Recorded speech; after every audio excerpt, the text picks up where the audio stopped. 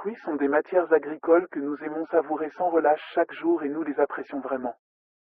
Ils sont assez sollicités dans l'industrie agroalimentaire, notamment dans la fabrication de certains produits comme les boissons, les aliments, produits pharmaceutiques. Depuis quelques décennies, les marchés mondiaux de fruits ne cessent de s'agrandir et ceci grâce à une demande en progression chaque année. De Lomé à Dakar, de Ouagadougou à Sokodé, en passant par Yaoundé, des millions de fruits embarquent pour d'autres villes du monde entier. Bonjour et bienvenue dans cette vidéo. Aujourd'hui, je te présente 5 cultures de fruitiers les plus rentables à cultiver en Afrique.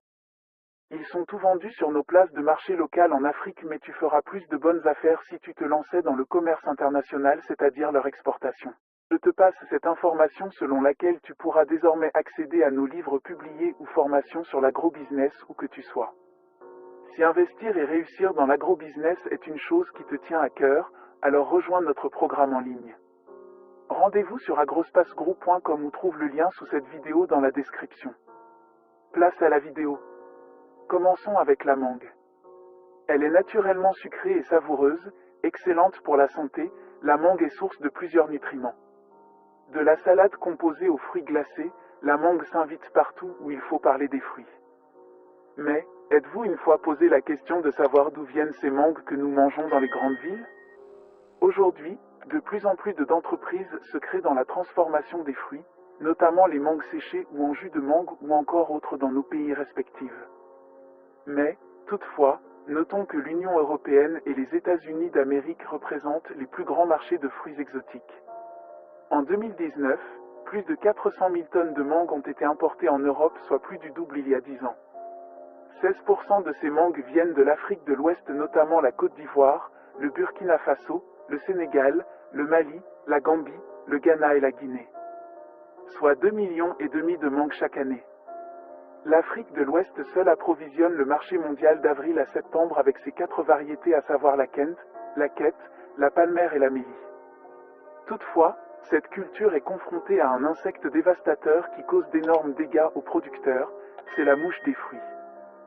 Des mesures ont été prises ces derniers temps dans divers pays pour réduire les effets de ces mouches qui détruisent la qualité des mangues. Au Mali par exemple, un seul lot intercepté au cours de la campagne Mali. La Direction nationale de l'agriculture, l'Organisation nationale de la protection des végétaux, l'interprofession mangue du Mali ont concouru à l'atteinte de ces résultats. Un succès spécifique que nous souhaitons aujourd'hui souligner est le nombre historiquement bas d'interceptions phytosanitaires de lots de mangue malienne en Europe au cours de cette campagne 2020. Un seul lot a en effet été intercepté au cours de la campagne du Mali. Cela représente une amélioration remarquable par rapport aux années précédentes. 2. Le corosol. Le corosolier, dont le nom scientifique est Annona muricata, est un arbre fruitier originaire de l'Amérique du Sud qui pousse en Afrique, en Amérique et en Asie. Le saviez-vous?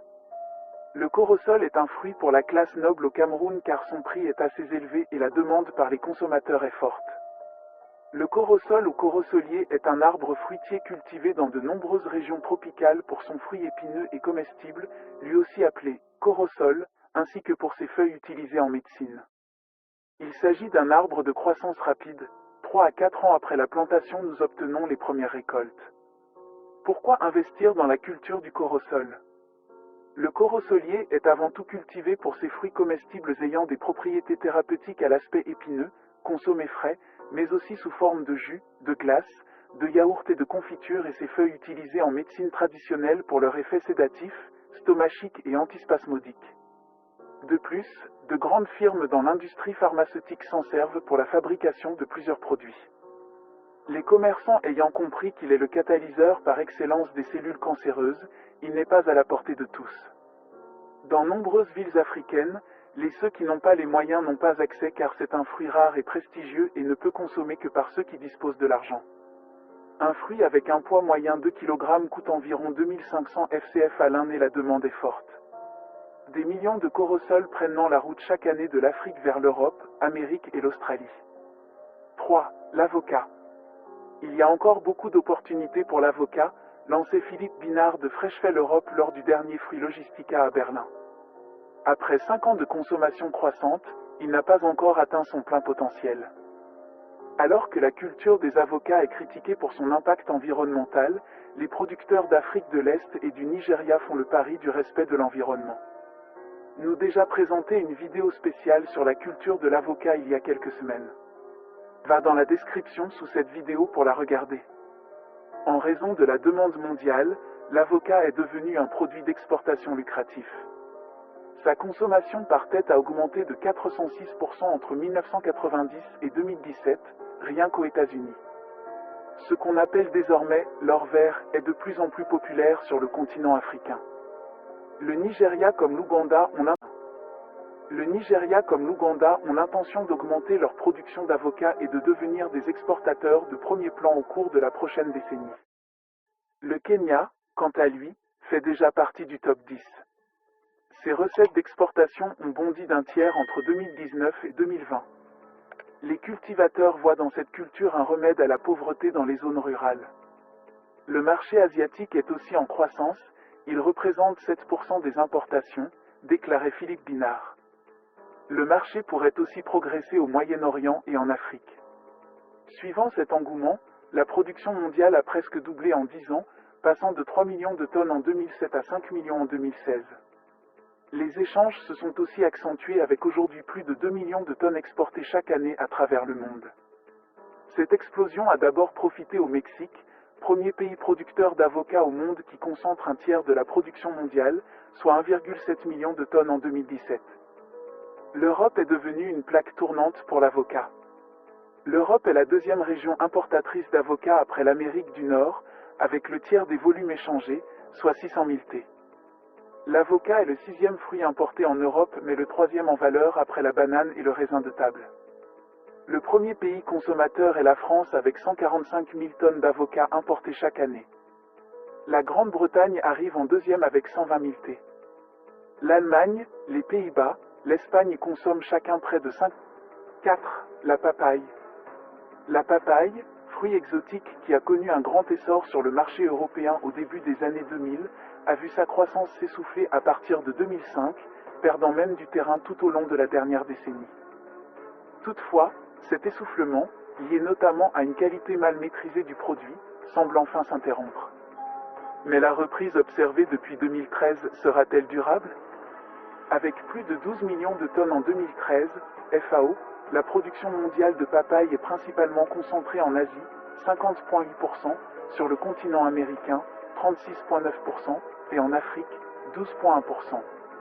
La consommation locale reste le principal débouché et les exportations mondiales, à hauteur de 300 000 tonnes en 2014, sont menées principalement par les pays latino-américains. Le Mexique est le principal exportateur mondial, 33% des volumes, suivi du Brésil, 18%. La demande pour ce fruit est quelque peu en retard pour bon nombre de pays européens, mais l'engouement pour ce fruit augmente sans cesse. La papaye est un fruit très périssable et requiert des conditions spécifiques pour être transporté jusqu'aux places de marché. Le manque de capacité au niveau du fret aérien dû à la récente situation sanitaire a eu un impact majeur sur l'offre et le prix des papayes, qui sont nettement plus chers que les années passées.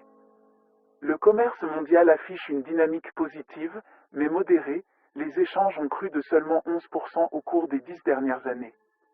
Un marché encore modeste et en légère en croissance. Toutefois, malgré les récentes difficultés auxquelles est confronté le secteur pour l'exportation, le marché local n'est pas à négliger. Au Togo par exemple, le marché de la papaye est très florissant. C'est l'un des rares produits à n'avoir ni période d'abondance ni période de pénurie. Le prix de vente varie entre 50 F et 150 F l'unité dans la zone de production et de 150 F à 300 F dans la zone de consommation et cette variation du prix de vente dépend de la taille du produit, de sa maturité et de la quantité demandée. La papaye solo est la variété la plus produite et la plus appréciée par la population donc, la plus consommée. On assiste tout de même à l'introduction sur le marché de nouvelles variétés comme les papayes Red Royal. 5. L'orange ou les agrumes. L'orange, que vous soyez exportateur ou vendeur sur les marchés locaux, vous trouverez votre compte. La production et la consommation mondiale d'agrumes sont en forte progression depuis le milieu des années 80. La production d'oranges, de tangerines, de citrons et de limes augmente rapidement. Cette croissance est encore plus sensible pour les produits transformés à base d'agrumes, car les progrès réalisés dans le domaine du transport et de l'emballage ont permis de baisser les coûts et d'améliorer la qualité de ce type de produit. Sur nos marchés locaux, si nous parlons d'orange, nous faisons allusion à presque tous les agrumes, notamment le citron, le lime appelé autre limon et l'orange elle-même. Les principaux fournisseurs des marchés mondiaux sont les États-Unis, ensuite l'Espagne, l'Italie, le Japon, la Palestine, l'Afrique du Sud, le géant en Afrique, le Brésil, la Grèce et l'Algérie. Ces derniers temps, face aux récents événements et situations dans le monde, la demande de l'orange a fortement baissé, ce qui fait la méfiance des commerçants. Toutefois, le marché se porte peu à peu bien et les choses tendent à se normaliser dans les moments à venir.